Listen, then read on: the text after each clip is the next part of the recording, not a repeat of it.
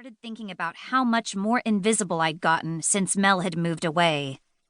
Once in a while, it was sort of nice to be able to blend into the background, but most of the time, it was just kind of lonely.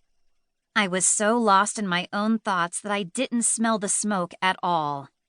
And with the closet door closed and my headphones on, I didn't even hear the sirens.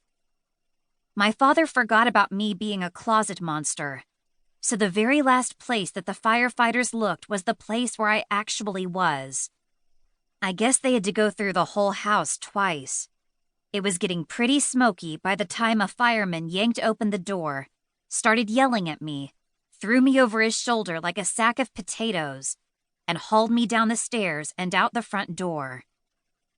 I sat coughing on the front lawn, with most of our neighbors staring at me. My invisibility shield was definitely off at that moment. "Where's my dad?" I asked the fireman who deposited me on the grass. The man just glared at me and turned around and headed back toward our house. A few seconds later, a different fireman came out with his arm around my dad, supporting him. Dad's face was really red, and he was coughing even harder than I was. I ran all the way up to him before realizing that I couldn't remember the last time we'd hugged. My dad just wasn't a hugging sort of guy. But right then he picked me up and squeezed me really tight. And then a few seconds later he put me back down and started yelling at me. "You almost gave me a heart attack. Where on earth were you hiding, Cecilia? Why didn't you come down when you heard the sirens?" I stood there in shock.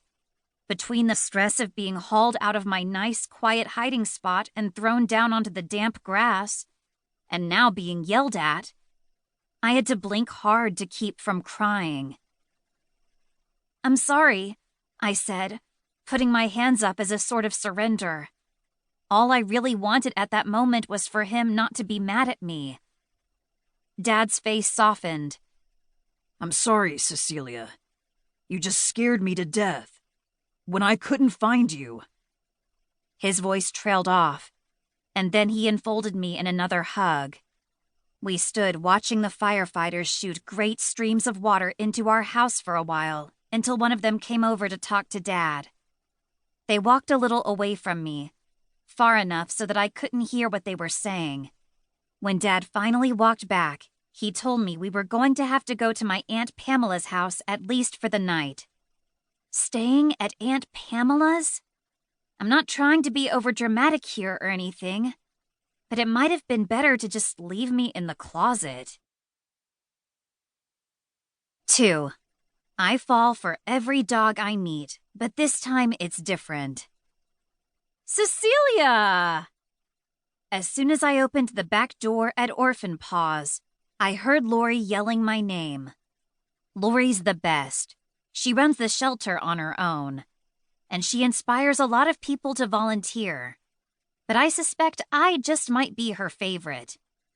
I knew I'd probably get extra points from Lori for showing up the morning after my house almost burned down. But the truth was, I'd been glad for the chance to escape before Aunt Pamela decided that she'd like to organize my Saturday for me. Lori ambushed me in a hug right away. "Oh my goodness, everyone heard the sirens last night, and I just couldn't believe it when I found out it was your house.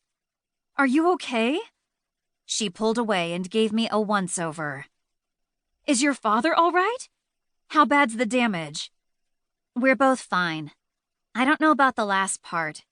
We're staying at my Aunt Pamela's." I frowned, thinking about how much I dreaded going back there in a few hours.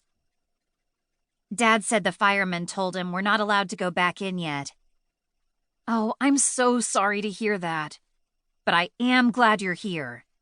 We've got a new little one who needs some TLC." I heard a tiny whimper and turned around. Mitch, the vet tech from Dr. Mercer's office, who came by to help out sometimes, was standing by the exam table.